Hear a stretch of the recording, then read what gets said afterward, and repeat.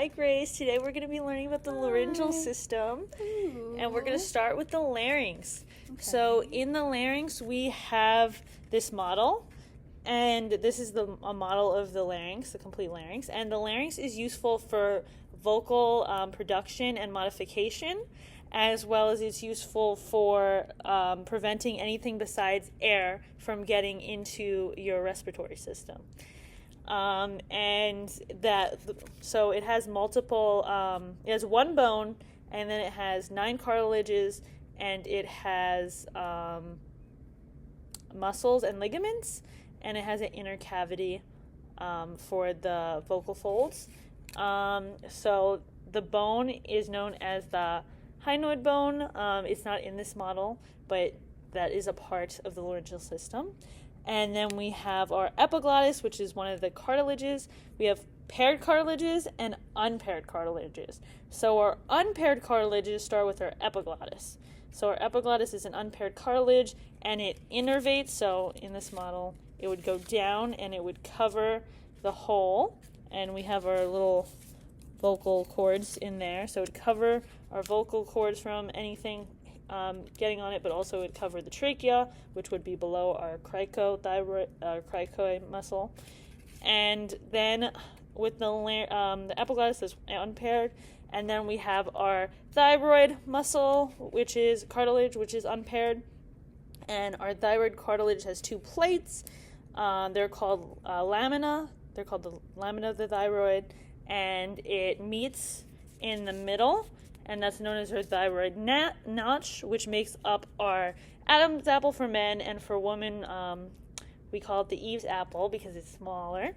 And the Adam's apple is 90 degrees, but the Eve's in women it's 120 degrees.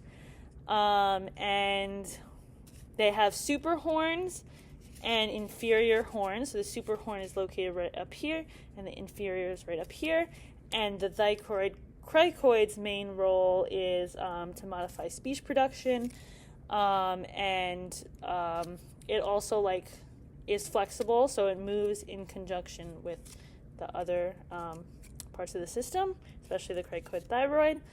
And then we have our cricoid cartilage, and our cricoid cartilage is the laryngeal support, and it also just helps with supporting all the other structures in the laryngeal system. And then attached to our cricoid would be our vocal folds. So that's the paired. Now we're going to talk about the paired cartilages inside of the laryngeal system. So we have 3 paired cartilages, which are known as the arytenoids. And then on the apex of the arytenoids, we have our corniculates. And then we have also our cuneiforms, which is another paired cartilage inside of the laryngeal system. And on our arytenoids, we have a muscular process and a vocal fold process. And the arytenoids have a hole where the vocal fold process, the vocal process is, and it's the anterior portion of the arytenoid. And this has a posterior commissure, which is where the vocal ligament goes through. And when it goes through the vocal ligament, that's to provide the flexibility, because the arytenoid cartilage helps with the flexibility of holding that vocal ligament. And then we have cricoarytenoid joints, which help in the movement. So the arytenoids and how they move. So the arytenoids abduct, which it looks like this, and it's helped, sometimes it's called medial compression when they're pushing against each other. And then they also, so that's adduction, and then this is abduction.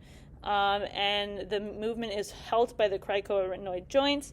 And then there's the lateral cricoarytenoid, which locks them together, so that helps in the movement of the adduction. And there is the posterior cricoarytenoid, and that helps to pull them away from each other, so that helps with abduction. And they have multiple movements. So one of the movements is by rocking forward or backward. If they're rocking forward, they're adducting. If they're rocking backward, they're abducting. And then they glide together on the horizontal plane. So when they're gliding together, they're moving closer together. And then there's also the rotating motion. So they also rotate together. I'm also just going to quickly use this as a demonstration. So they would glide together like this, and then they would rotate by like this, and then they would rock back and forth like that. And the movements would make them go closer together. Okay, so now I'm going to move on to talking about the muscles. So we have extrinsic muscles and intrinsic muscles. Extrinsic muscles mean that it's connecting from the hyoid bone to another part of the body. So it's normally connected to the laryngeal system and then to somewhere external in the body. And then the intrinsic muscles, we kind of just briefly touched on, are the ones that are happening inside the laryngeal system, such as the cricoid-arytenoid muscle. So here we have all the extrinsic muscles, and they're grouped into two different sets. So there's the suprahyoid and there's the infrahyoid.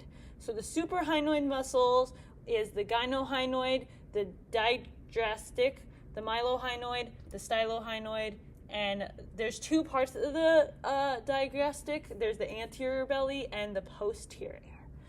And so the stylohyoid muscle, which is right here, is connected to the temporal bone, and then it connects to the hyoid bone, and its function is to lift up the hyoid bone and to retract it so that it can help in swallowing by lifting the hyoid bone. And then we have our digastric muscles, which is right here. Our digastric muscle is connected around here, and it's connected to the posterior, and there's the anterior, like I just said. And its function is to depress the mandible, which opens the mouth, and it lifts the hyoid bone during speech and swallowing. And then we have our mylohyoid muscle, which is right here, and that makes up the floor of the mouth, and it goes from the mandible to the hyoid bone, and it elevates the floor of the mouth so that for speech and swallowing. And it also helps in depressing the mandible so that the mouth can be more open and lifts the hyoid bone. The pattern here is that they're all helping to lift the hyoid bone.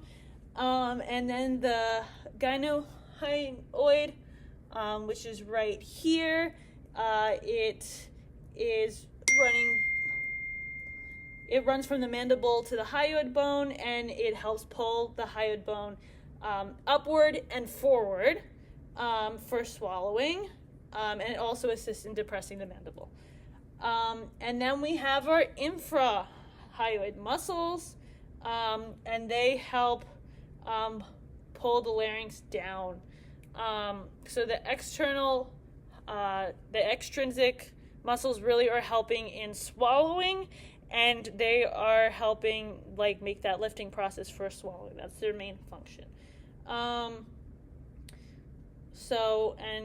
there is the sternocleidomastoid muscle, and that it depresses the hyoid after swallowing, and it also helps to stabilize the hyoid.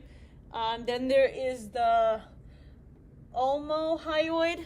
This is similar to the digastric, where there is two bellies. There's the superior, and then there is the inferior. And these are connected by an intermediate ligament. And they help, again, to depress the hyoid bone and stable it. And then we have the sternocleidomastoid, and this depresses the thyroid cartilage, and by doing that, it lowers the hyoid bone. And then Uh, okay. Then we have the dihyoid, which it depresses the hyoid bone and it elevates the thyroid cartilage. Okay, Alexa, so now we're going to talk about and explain the purposes of the laryngeal system to relation to non-speech tasks. So, when it comes to coughing, with this system, this includes the larynx, the voice box, which plays a vital role in speech and non-speech tasks. And for non-speech tasks, its purpose goes beyond vocalization to include crucial and protective reflexive functions. For airway protection, it also helps with keeping foods and liquids out of the upper airway or trachea. And there also is a forceful expulsion. So once there is a sufficient pressure that is built up, the vocal folds will rapidly open, releasing a burst of energy which expels foreign material away from the airway to protect the lungs. So, for abdominal fixation, this refers to the process by which the laryngeal system helps stabilizes the torso by increasing the intra-abdominal pressure. So this is essential for various physical activities that require like a strong and stable core. So for this system's role in abdominal fixation, the vocal folds closure closes during activities like pushing or lifting heavy things. The vocal folds will tightly close to prevent air from escaping the lungs.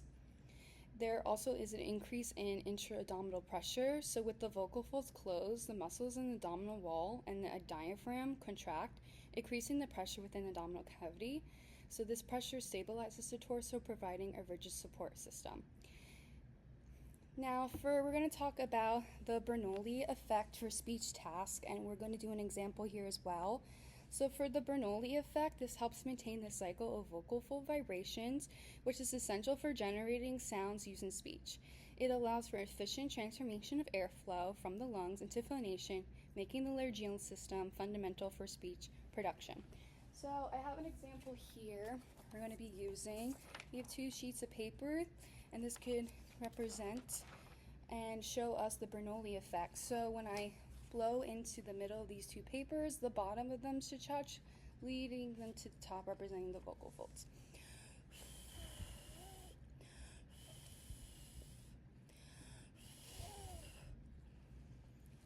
Hopefully you can see it, and if you get the gist. Okay, when it comes to an attack in speech production, so there's a vocal fold attack, which is also known as a glottal attack.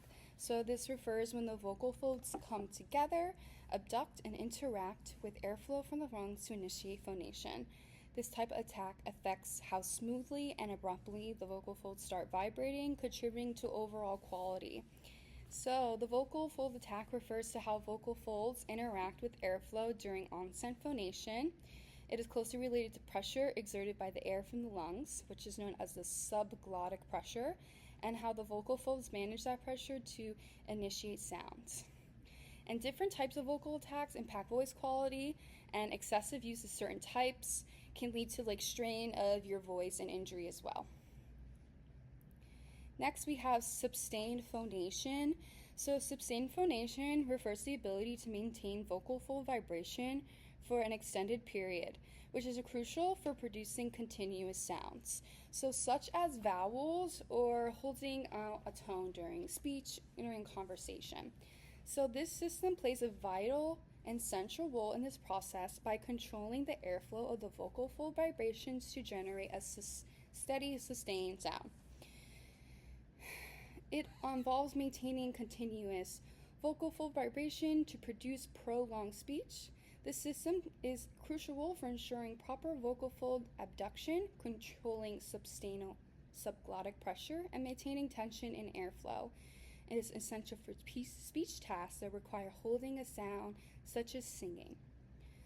And lastly, the laryngeal system plays a critical role in vocal register by adjusting the tension, length, and vibration patterns of the vocal folds, as well as managing subglottic pressure.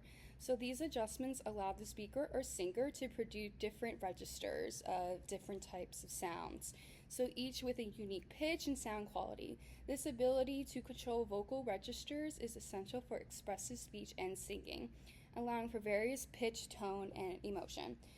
So, and the last topic we'll talk about is age. This gets affected over time with this system. So, your larynx or your voice box will undergo several changes as you get older. These are age-related changes, and it can affect voice production and lead to a variety of speech and voice concerns. So there can be structural and functional changes when you get older when it comes to the laryngeal system. I'm so sorry, I can't say it correctly.